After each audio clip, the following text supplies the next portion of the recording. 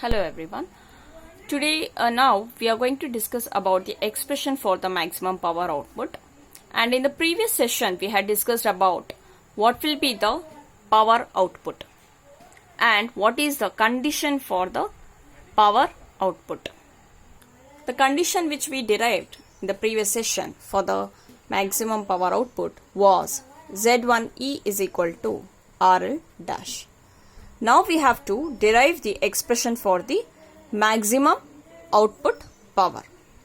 Okay. Now we will take up the basic formula as P out is equal to 3 times of I1 square into Z1E. As we all know that Z1E was given by RL dash in the previous session, right? And we had also substituted the value of the current I1 can be given as voltage divided by the corresponding the ohmic values, right?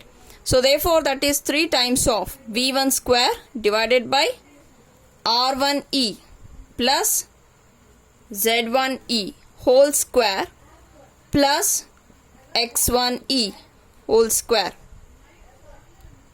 right? Why I have written here? As I could have written R1E plus RL dash. Okay. So that RL dash is nothing but Z1E whole square plus X1E square multiply by Z1E. Again this Z1E here. After further when you simplify, you can get it as this is A plus B whole square formula. So that is R1E square plus Z1E square plus 2 times of R1E into Z1E plus X1E square multiplied by Z1E. Okay. Now here you can segregate R1E and X1E as nothing but it is Z1E. So it will be equal to 3 times of V1 square divided by this is nothing but Z1E square plus again it is Z1E square. So what shall I do? I will add it up here itself directly. 2 times of Z1E square plus 2 times of R1E into Z1E multiplied by Z1E. Right?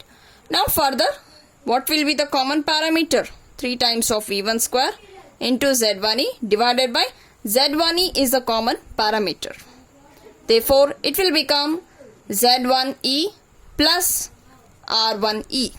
So this get cancels, right? So therefore it is given as 3 times of V1 square divided by 2 times of R1E plus Z1E. So therefore output maximum formula will be 3 times of V1 square divided by 2 times of R1E plus Z1E.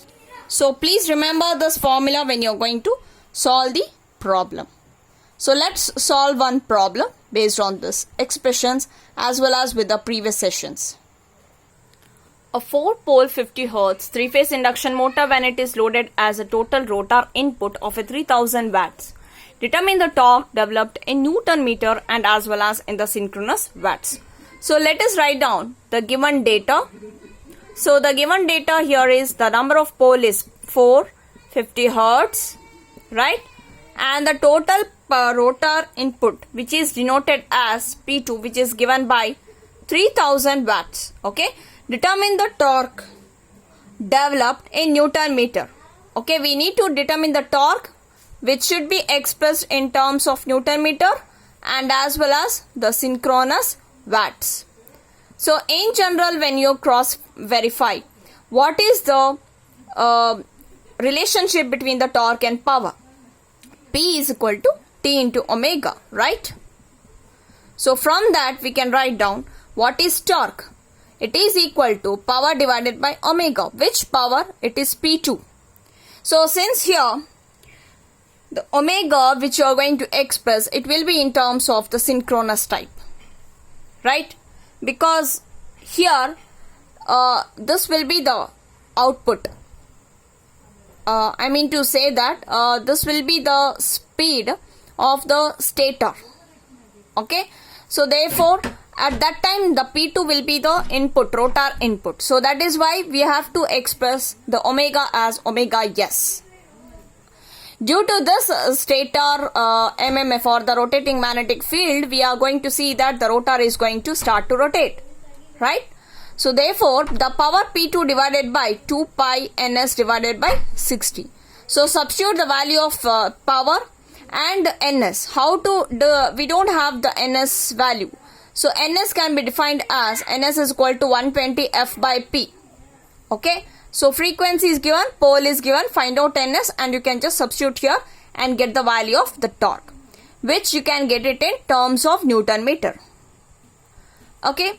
After that, if you want to express this in terms of synchronous watts, so here after substituting the corresponding values, we are getting a torque value as, we are going to get this value as 19.09 Newton meter.